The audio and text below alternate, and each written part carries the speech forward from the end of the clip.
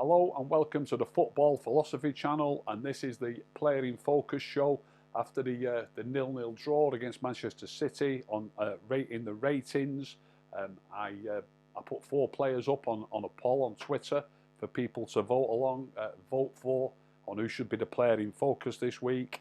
The 4 players that I put up there were Marcus Rashford, Mason Greenwood, Bruno Fernandes and Scott McTominay. And I'll be honest, I was quite surprised to see that Scott McTominay commanded over 40% of the votes. I was quite surprised at that. Marcus Rashford, for example, only around 10% of the votes. So the player in focus this week is Scott McTominay in the Manchester derby. Even though I watched the game twice, which I always do, when I'm doing my player in focus, I watch the game again. So that's the 3rd time, and when I watch it on that 3rd occasion, I deliberately watch every single involvement, every time I can see the player on the screen. Bear in mind that lots of people will say, I thought this and I thought that. They've just watched the game once, they've watched it live, they're excited when they're watching it, they want every little thing to go well if they're United fans. If they're not United fans, they probably want every single thing to go badly, and you don't really take it all in. So I've actually watched this game back now for the 3rd time, and on the 3rd occasion I have deliberately watched Scott McTominay's every move. Now, those that have watched it on the TV, they've only got the same pictures that I've got. I've watched the game back. I gave Scott McTominay an 8 out of 10. There was a few people saying that they thought that was too high. They thought Scott McTominay didn't play that well. As I say, I've re-watched it. I've watched every kick and every movement of Scott McTominay, and I've decided he was definitely worth his 8 out of 10. He was United's top player for me, and perhaps by some distance. He barely put a foot wrong, in my opinion. So, as I do, I always put some clips on Rick the Red UK on Twitter. So the clips will be there.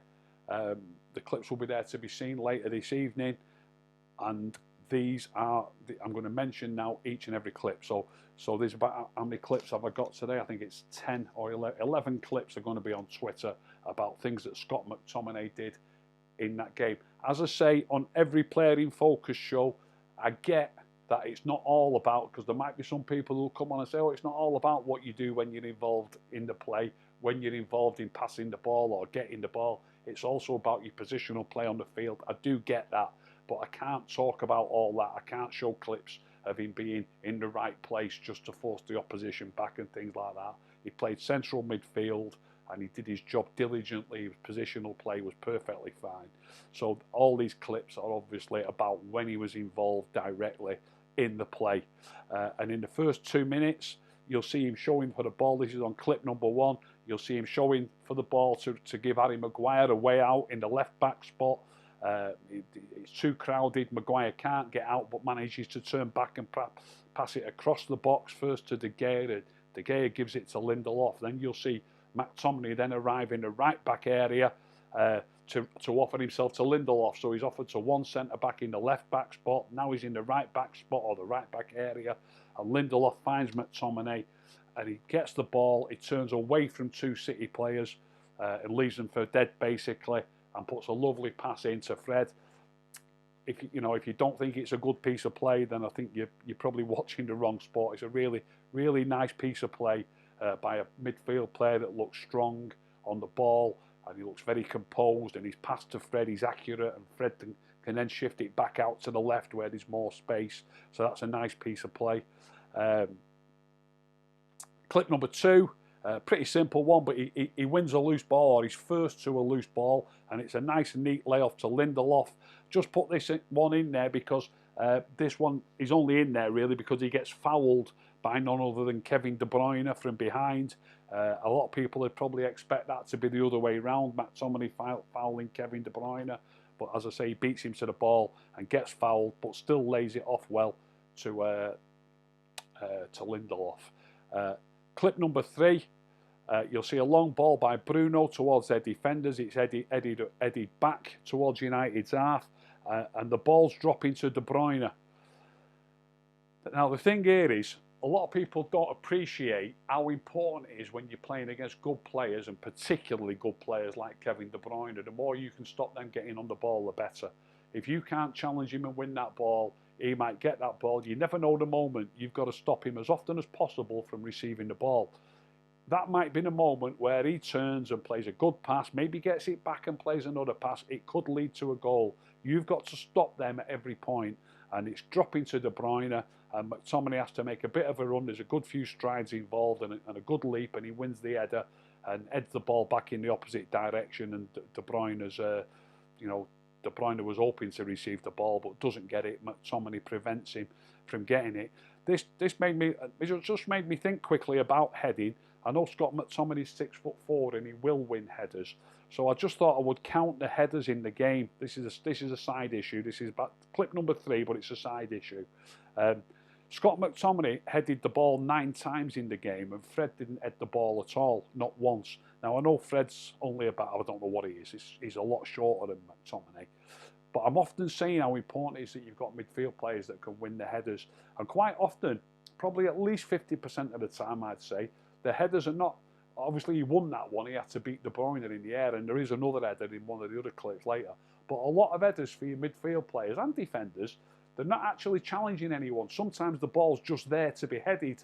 So, I like it that your midfield players can win headers, and I might do this again. But in that game, Scott, from what I can see on the picture, obviously they're sometimes showing replays and the game's restarted. So you don't know for sure that that's it. Maybe they did head the ball some more times. And I'm also not saying it's necessarily a really bad thing. It might just be that the ball's never there to be headed, but it does seem a lot.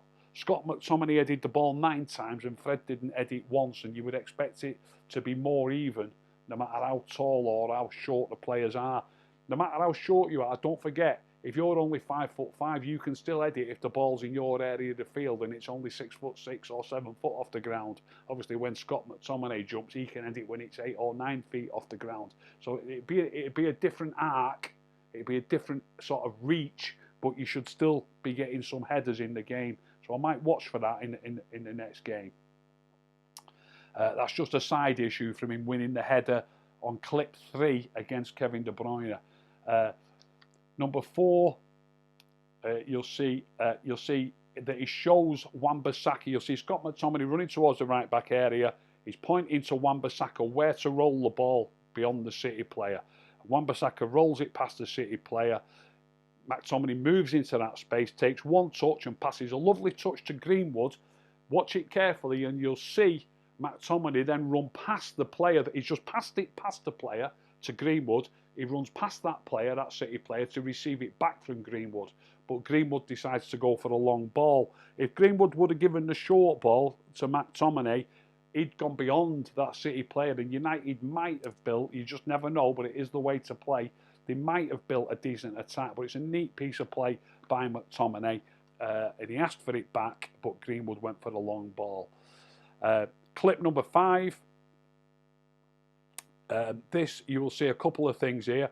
There's a throw-in aimed for Jesus, the Manchester City striker, who's got Maguire tied to his back. Maguire will be over the moon with a central midfield player coming across then and intercepting that ball as it's travelling to Jesus.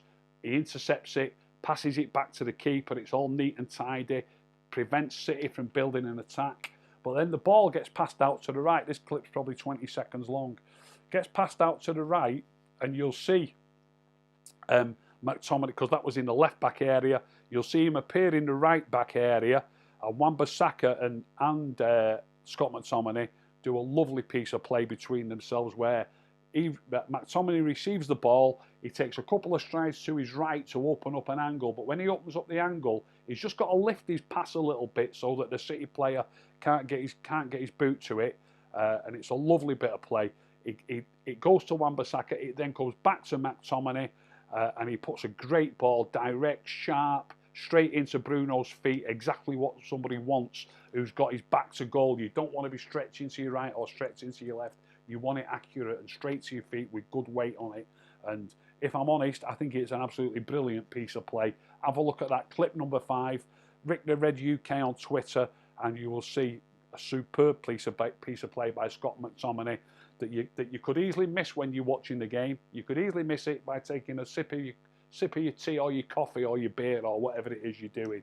So you might miss it. Have a look at it. It's quality. Clip number 6.